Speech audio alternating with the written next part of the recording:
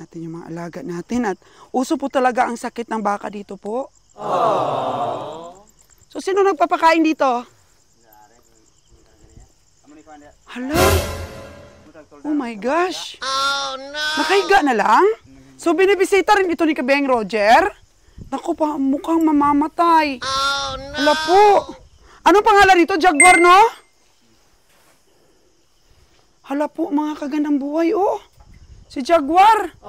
Bakit parang, lumaki na yung tiyan niya?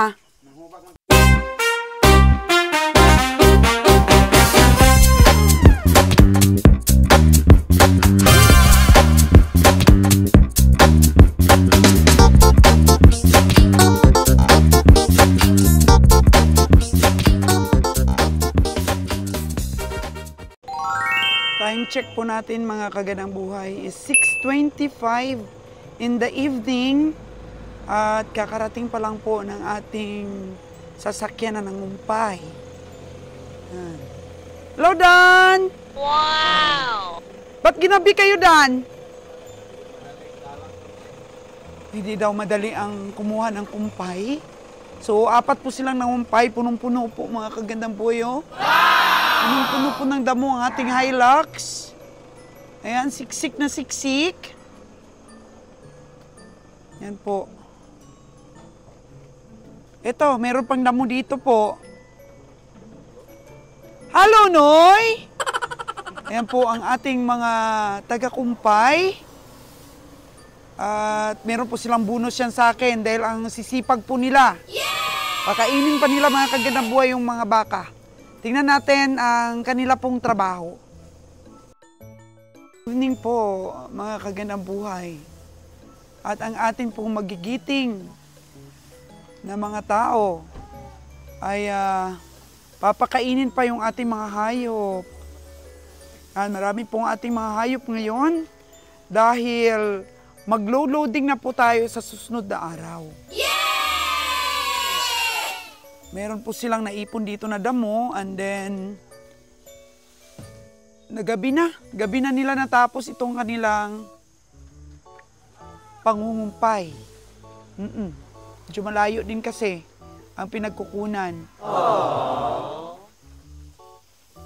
Saan banda kayo nangumpay, Dan? Sa San Jose. Sa San Jose. Nangumpay sila po. At gutom na ang ating mga baka. Noy, anong klaseng damo yung kinuha niyo, Noy? Bungkal po ang kanilang kinuha. Bakit wala pang tubo ngayon? Ay, wala pang tubo. September pa. Yan po, ang sisipag po nila mga kagandang buhay. May bonus sila yan sa akin. Bago po ako umuwi, bigyan natin yan sila ng bonus. Ang sisipag nating mga tao, 3 na lang sila. Dahil yung isa po ay gumawa ng bahay. 3 na lang po silang natira. Pagka ganito po marami tayong hayop, busy po sila mga kagandang buhay. Tapos after loading, ayahay naman po sila. So isang linggo po na busy, isang linggo din po na ayahay. Ang isa po doon po ang isa magbibigay doon sa tapat ng kalsada. Yan, doon naman siya. Ang dami din doon. Dong, humiram ka ng Dong? Humiram ka ng flashlight. Sabihin natin si Kabeng Roger dahil may flashlight si Kabeng Roger. Kabeng Roger, madilim doon sa pakain ng hayop. Pwede bang magbigay ka ng flashlight doon sa tagapakain, Kabeng Roger? Oh, alam na daw nila kung anong gagawin. So, ito si Nonoy. Noy, sana yung flashlight mo, Noy? Dito. Dapat mag-flashlight ka, Noy. Hayag mo din Naku, ang dilim, Noy, ha? Ito po, hindi po basta-basta yung ginagawa ng ating mga cowboy. Ang kati kaya ng na yan, bungkal. Oh, no! Ang kati niyan, mga kagandang buhay. So, di ko naman kayang magbigay ng pagkain. O, hintay po ako sa kanila. Bigat niya na. So, dito po tayo sa tapat ng bahay natin. Yan. Dilim Ang dilim niya, no? Dami kasing hayop dito po. Ilawan po natin sila.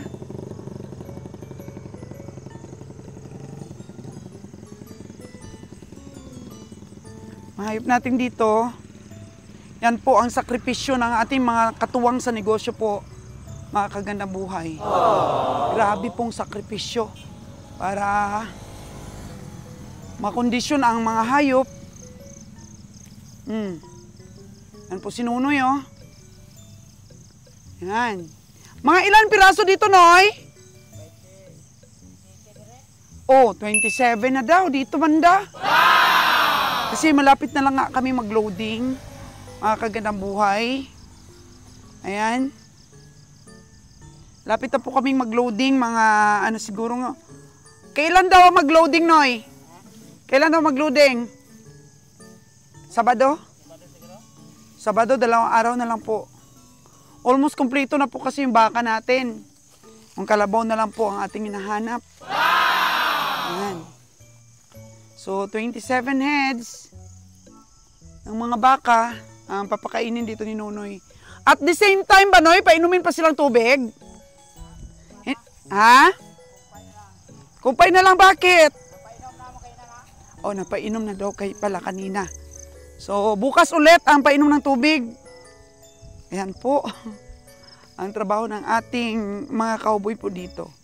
So, meron tayong in-house dito po. 4 sila pero 3 na lang sila. Dahil nung isang araw po ay gumawa ng bahay. Yung isa, masipag din yun.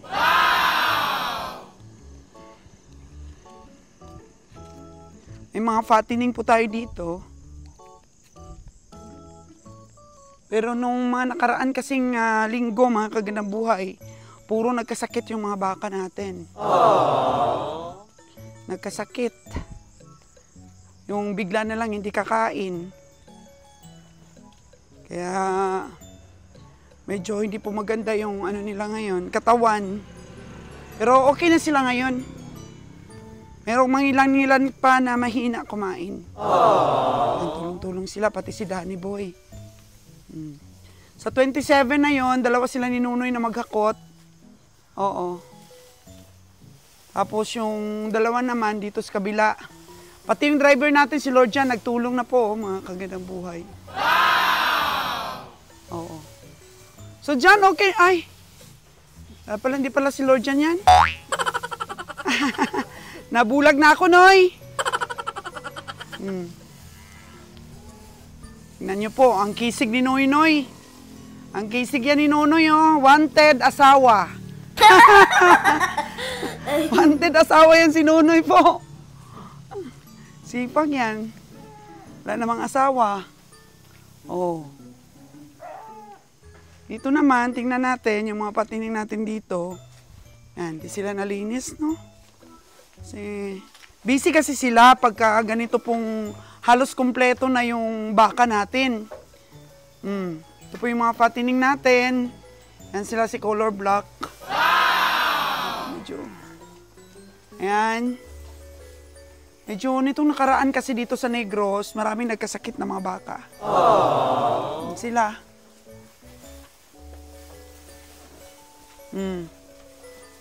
Kainin sila, kahit bungkal. Oh.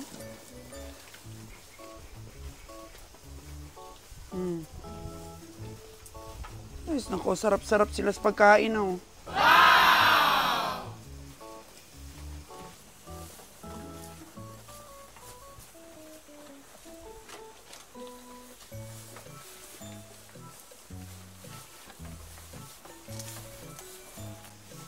Gutom na gutom, ah. Ito yata yung nabili ko sa bakong na pinatining ko. Ito yata siya, mga kagandang buhay. Ito yan dong, no? Yung pinatining natin na galing sa bakong. Ito. Kani. Ang puti ba to? Ano siguro, no? Ano po, mga kagandang buhay, ha? May bonus yan sila sa akin kasi sabi ko kung masipag, may bonus. Yan sila yung bonus.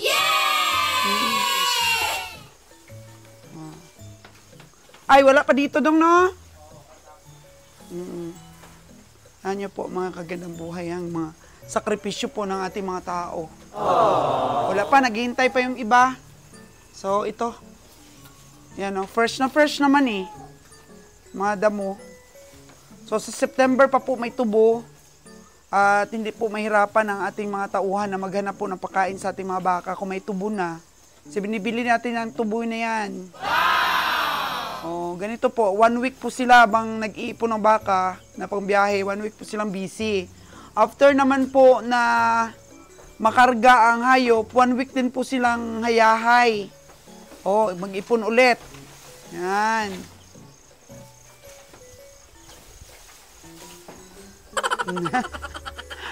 I-wait ka lang, Brown. Si Chocolate. Si Chocolate, nung una po nating na feature, maliit pa lang siya. Ngayon, malaki na si Chocolate, oh. Tingnan siya. Si Chocolate, Brahman. Bull. Si Bull. Chocolate Bull. Yan. Hintay ka lang, Chocolate. Bigyan ka. Mahina lang ang kalaban, ha? Yan. O, ilan sila dito? 1, 2, 3, 4, 5, 6, 7. 6. 13 lang sila dito po. 13 lang sila dito. Pinaka-last, si Brown. Tsaka mayroon pa po dun sa taas na mga patining.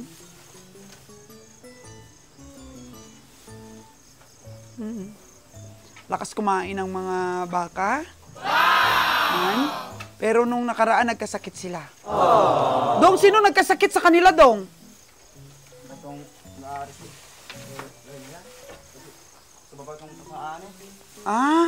Yung si Jaguar? Ay, yung baka ni Jaden, saan na siya?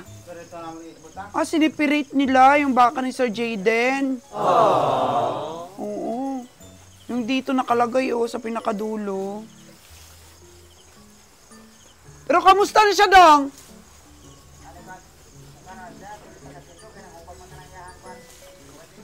Hindi pa siya ngayon, hanggang ngayon, hindi pa siya nakakatayo? Ha? Paano kumakain naman siya? Lubog. Ngayon, nagkalubog. Paano? Maga yung mga paa niya? Hindi naman ba delikado yung sitwasyon ni, baka ni Sir Jaden? Delikado ba siya? Ha? Hubag na, namaga yung mga paa niya. Bakit kaya, Dong? Injeksyonan na. Pero hindi naman delikado, Dong. Hindi naman delikado. Noy! Yung baka ni Sir Jaden, delikado ba ang lagay?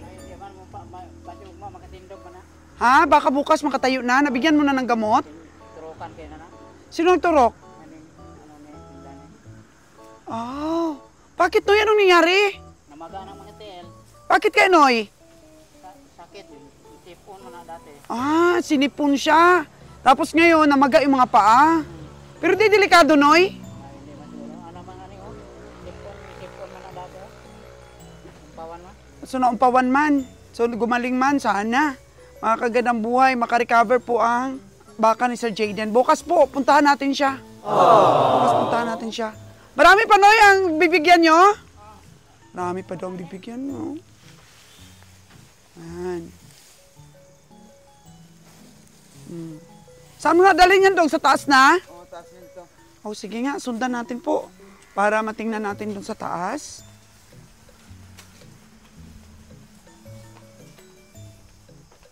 Kasi nga may nagre-request na i-feature natin yung mga alagain. Pero lumaki na po mga kagandang buhay yung nabili ko sa bakong. Yung 62 kiko. Lumaki na po siya. Tapos yung iba naman ng mga alagain ni Kabeng Roger, yung mga fattening niya, nung minsan na nakulangan ba ng baka sa pangarga, naipakatay na yung iba. Yung mga Holstein ba, na napakatay na.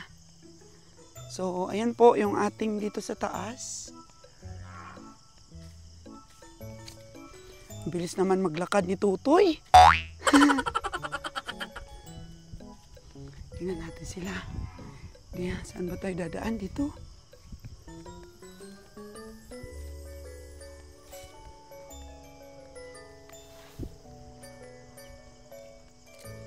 natin yung mga alaga natin at uso po talaga ang sakit ng baka dito po.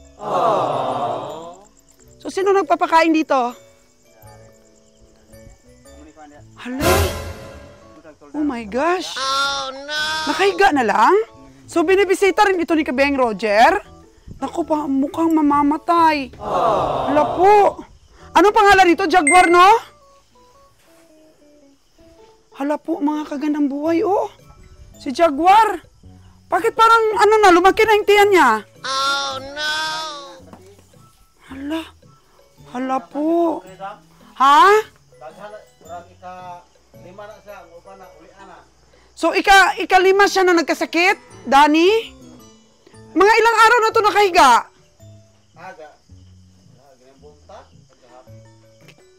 Kahapon? Ininjikan siya. Anong nangyari ba? Parang yung mga paa niya, wala ng lakas? Hala po, anong nangyari sa kanya sa baka ni Sir Jayden?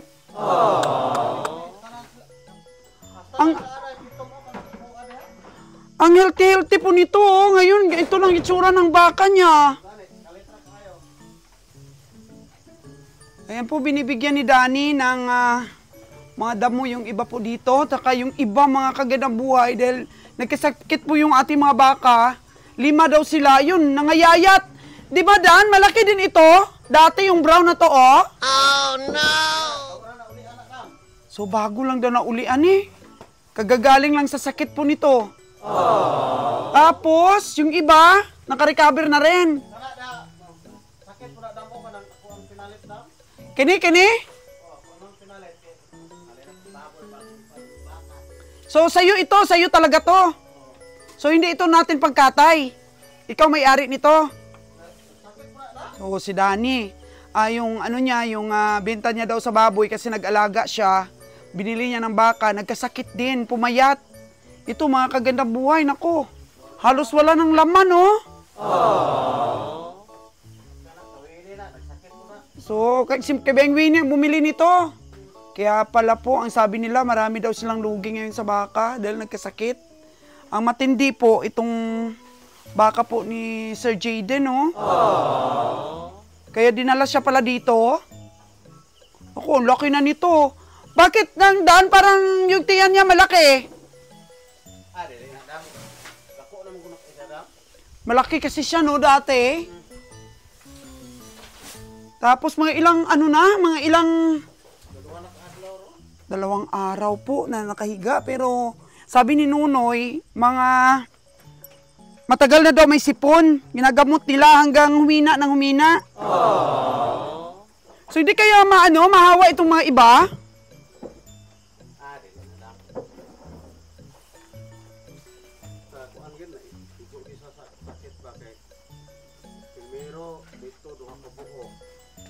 Oh, 2 doon ang nagkasakit. Tapos dito. Yung sa'yo, dito kay Danny, oh. Naulian na. Sana bukas, no? Gumaling yung baka ni Sir Jayden. Ko, Diyos ko. Mahiya tayo kay Sir Jayden yan. Pero, sabi ni Danny, marami daw nagkasakit na baka dito sa Negros. Kaya nga, parang ayaw dalhin dito ni Kabeng Roger yung mga bakang Batangas natin. Kasi nagkakasakit dito ang mga baka. Yan po. So, hindi na sila painumin ng tubig? Oo. Paano yung baka ni Sir Jayden? Anong kinakain? Hungitan na lag-feeds? So, pinakain nyo ng feeds kanina? Ako, sino nagbigay ng gamot? Niresita ng vet? O taga-DA talaga yung nag-inject po ng ating baka ni Sir Jayden. Parang dito rin yata yung ibang baka ni Sir Jayden, no? Lahat ng brown eh.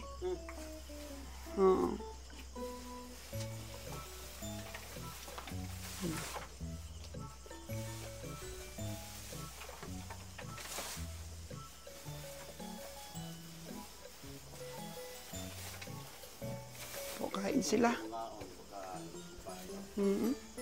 Sarap-sarap sila, no?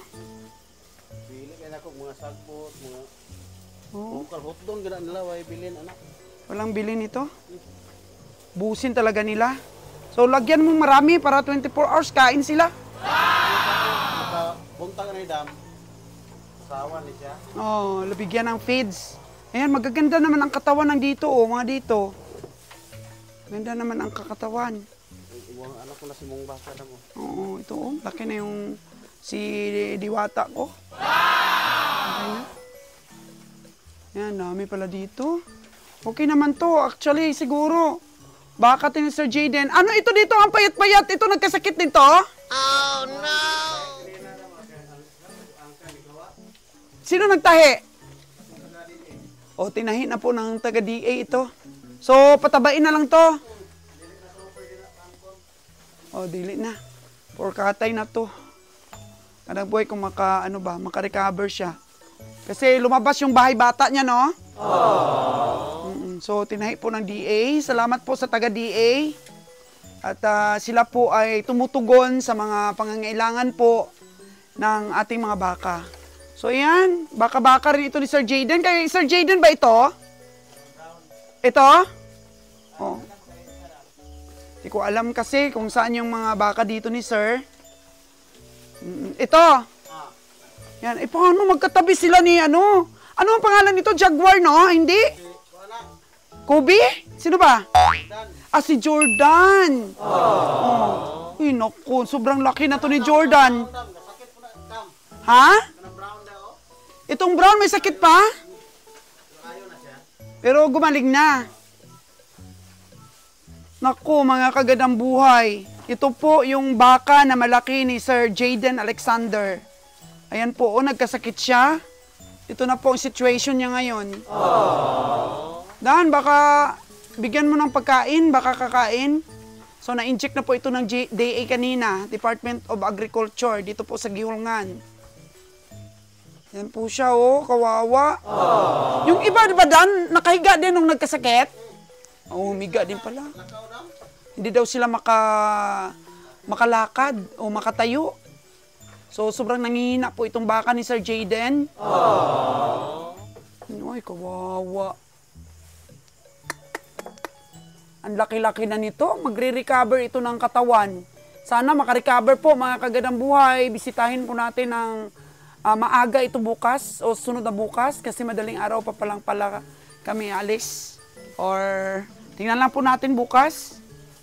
Sana pag balik ko dito sa kulungan niya, nakatayo na po itong baka ni Sir Jaden. Sorry po, Sir Jaden. Sorry po.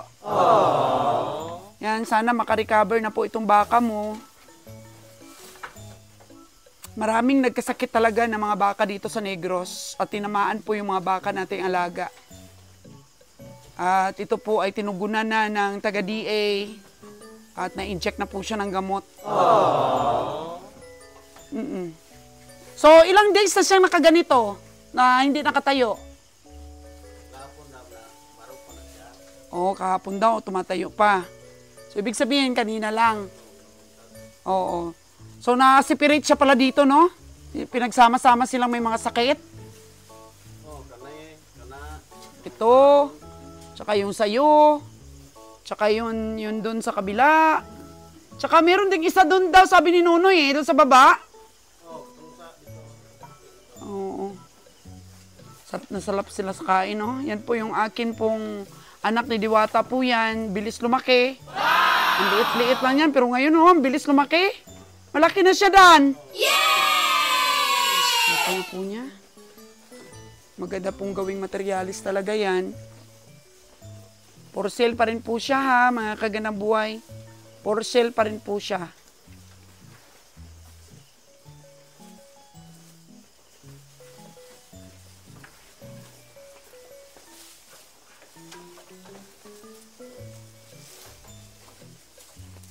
So po, risky talaga po ang pagiging farmers natin.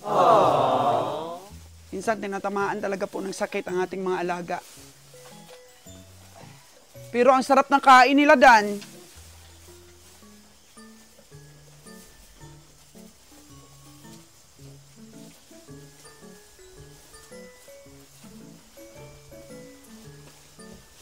po, si Diwata.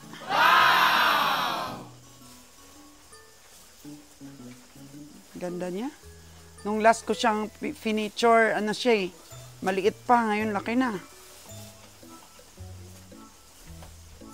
Bilis daw lumaki, sabi ni Danny.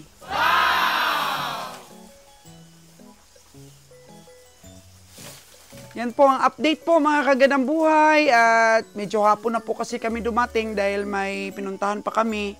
Kaya ngayon lang po natin sila nasilayan at pray po natin itong baka ni Sir Jayden na maka-recover po bukas kasi nagamot na po siya. Okay. So ito kay Danny oh. Ako Dan.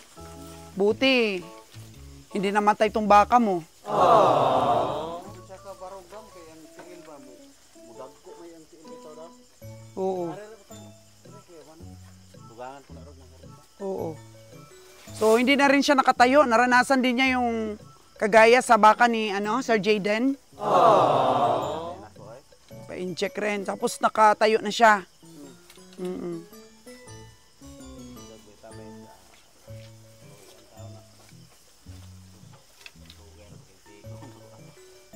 Matagal daw ang ipon-ipon ni Danny para makabili ng baka. Ano to, Dan? Babae, lalaki? O, patining po sana ito ni Danny po, mga kagandang buhay. Nag-alaga po ng baboy si Danny at saka nung nabenta niya ang baboy, binili niya nitong baka pero yun, nagkasakit. Pumayat talaga siya, Dan. Okay na lang. Ato pag sakit siya, iwang isip lang. So, nakarecover na. So, sana naman makarecover yung baka, no? Sino ang pangalan ulit nun? Jordan. Si Jordan. Kala ko si Jaguar. Hindi pala si Jaguar yun. Nabenta na pala si Jaguar. So, si Jordan pala yun. Naku, alam mo, Dan, sobrang laki yun at sobrang liksi. Ang ganda ng katawan ni Jordan. Grabe, anong nangyari? Mahiya tayo niyan kay Sir Jayden, pero anong magawa natin dahil yun talaga, nagkakasakit. Kung sa mga baboy pa nga, ASF eh.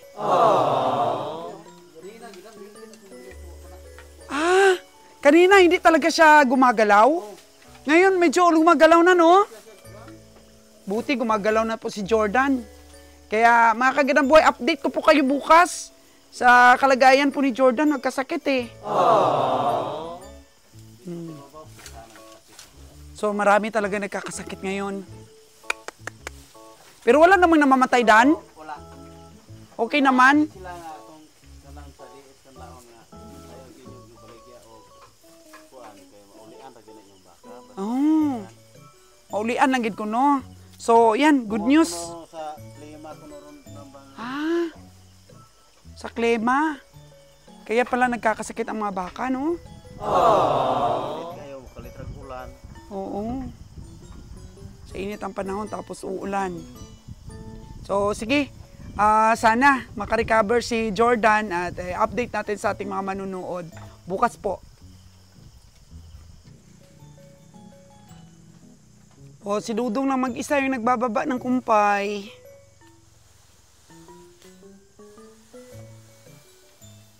Mga kambing, oh.